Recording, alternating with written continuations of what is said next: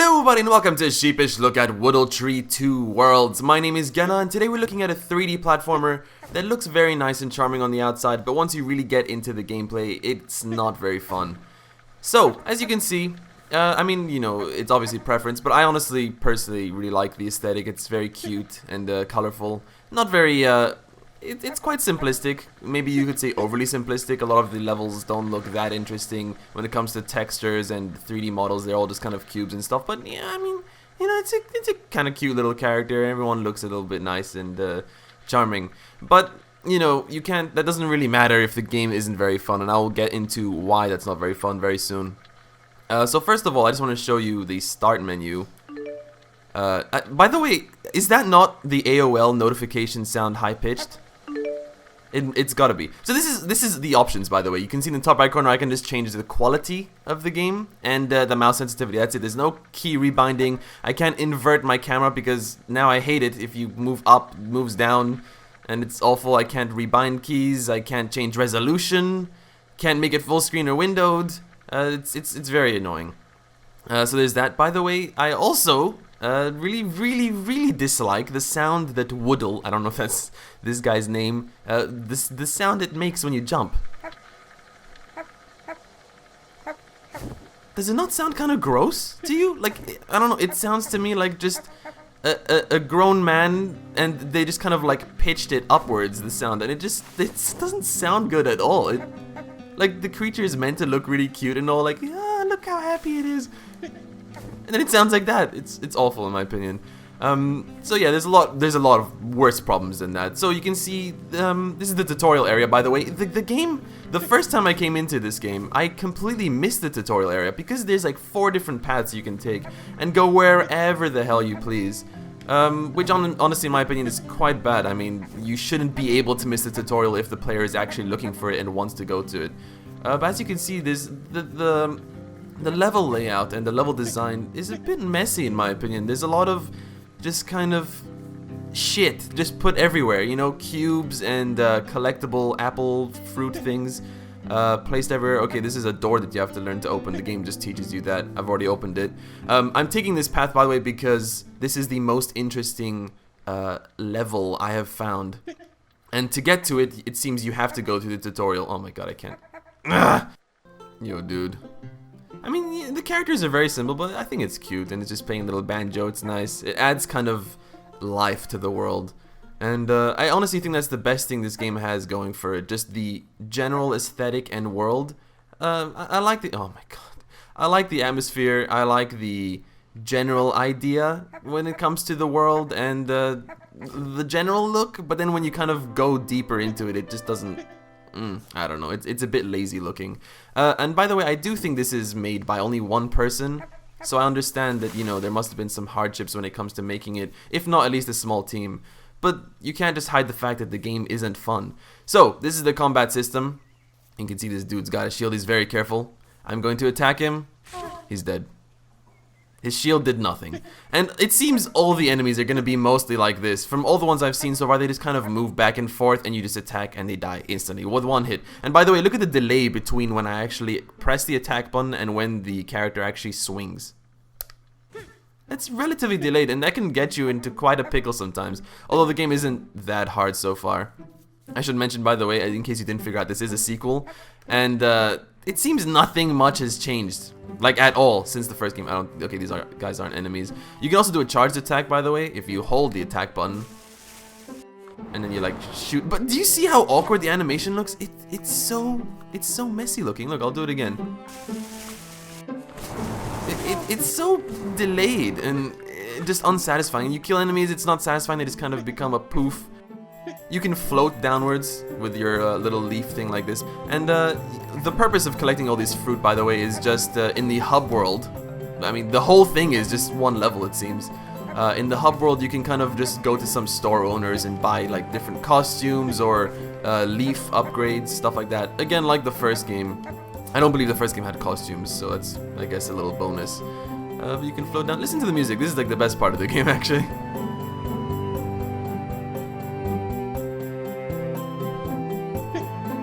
It's nice. It's cute. It gets the job done. God, look!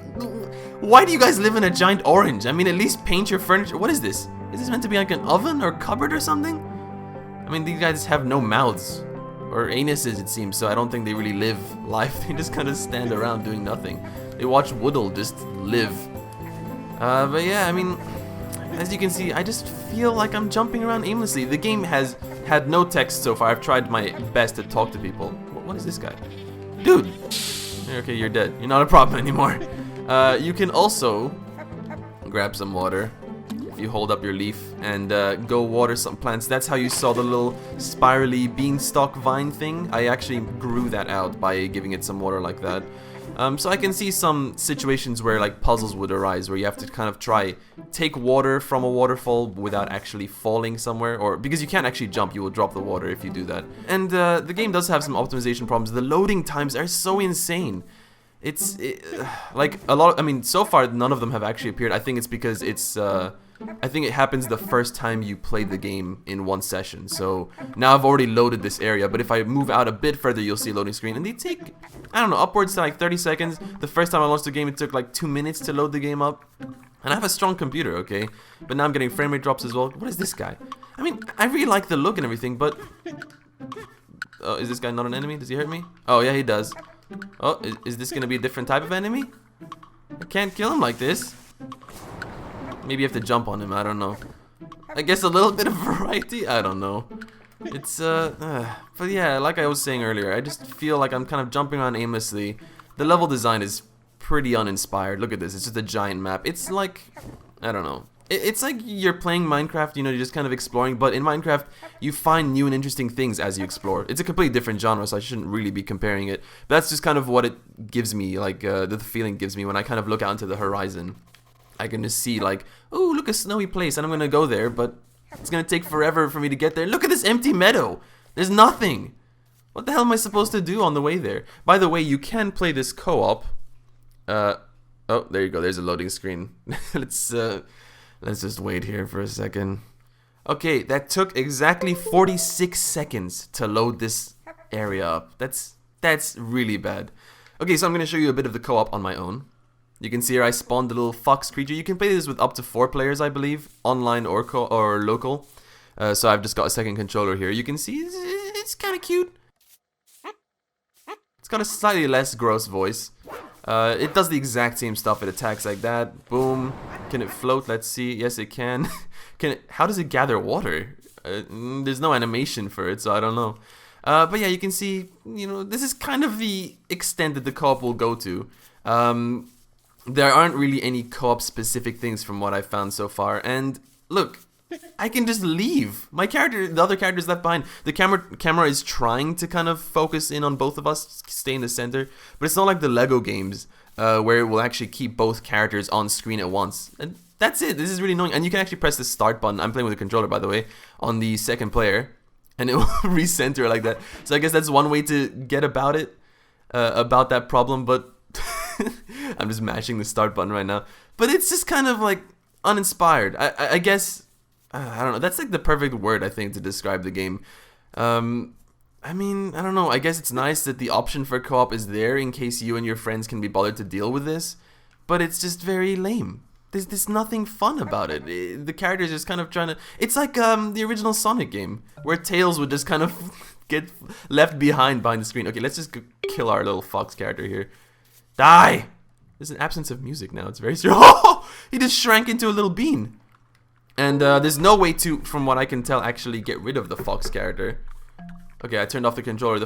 Oh, no, it's still there, see? I turned off the controller, I pressed start, I pressed every sort of button. There's no way to actually drop the character out.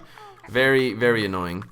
As you can see, look, I just found this little, like, small section of pillars here. And, okay, the camera is kind of a bit crappy now because it's trying to still look at the fox character over there. And look at the frame rate drop, my god! So, you know, I just found a little pond here thing, and there's some fruits. Cool, okay, I mean, I'm collecting them.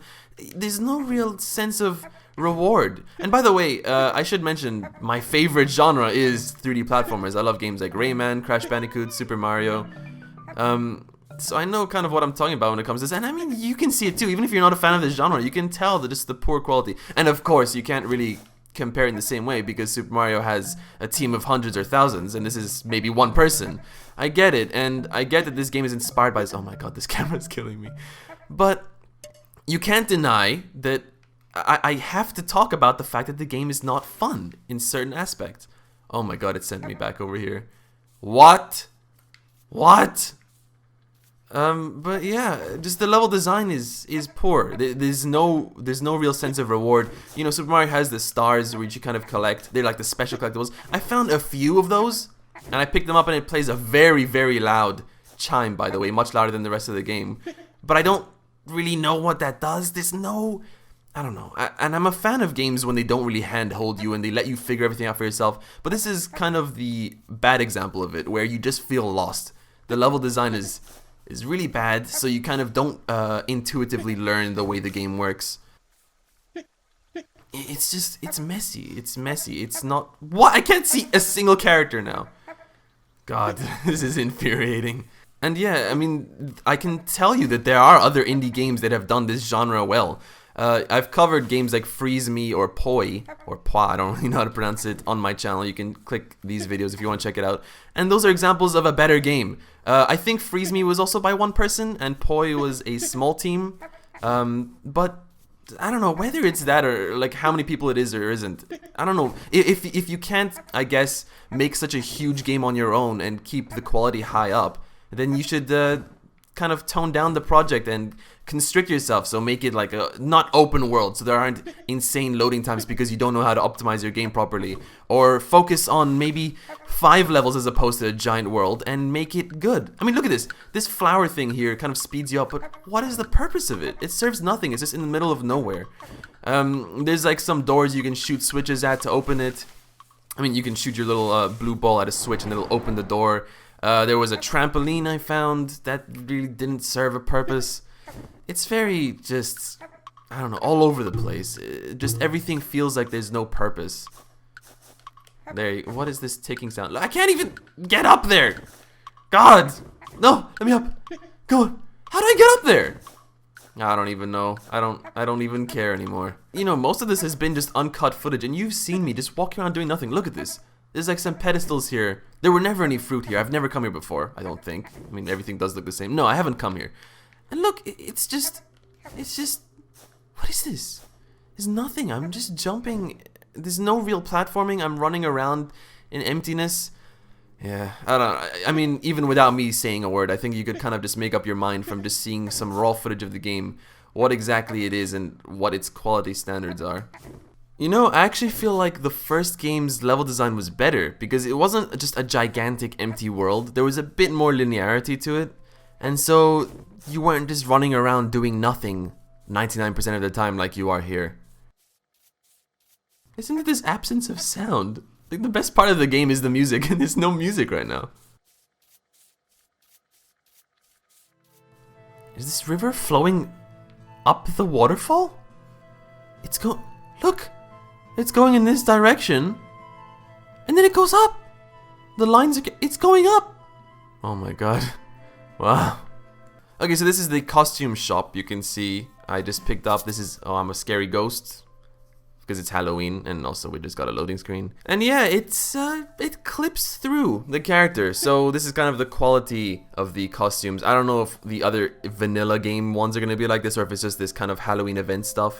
And you can see this is a pumpkin head. You can combine them together, but I can't figure out how to remove them. The only way I figured out how to remove them is to just close the game, because there's no option when you press start. You saw the option amount there. There's none of the other buttons do it. I can't like go into the hub world and it removes it, or into a level or something. I don't know. I can't figure it out. You can't remove this. You just need to restart the game. So yeah, it's pretty frustrating. So yeah, overall, I really do like the aesthetic. I like the music a lot. I like the character design, the colors, but I just can't help but feel that the game isn't fun. There's no real direction when it comes to level design, picking up collectibles, puzzle design, combat. It's all just very flat and not fun to play. I do hope the dev doesn't feel demotivated from this. Please continue to work and improve your game, and just patch this game up. And for Woodle Tree 3, because I know it's going to come eventually, take your time and really improve everything. Consider all the feedback you've been given, and maybe it'll be a good game. If you're interested in checking out the game, there's a link in the description to buy it. And please don't forget to like and share my video if you enjoyed it or you thought it was useful. And I'll see you next time. Goodbye, I love you!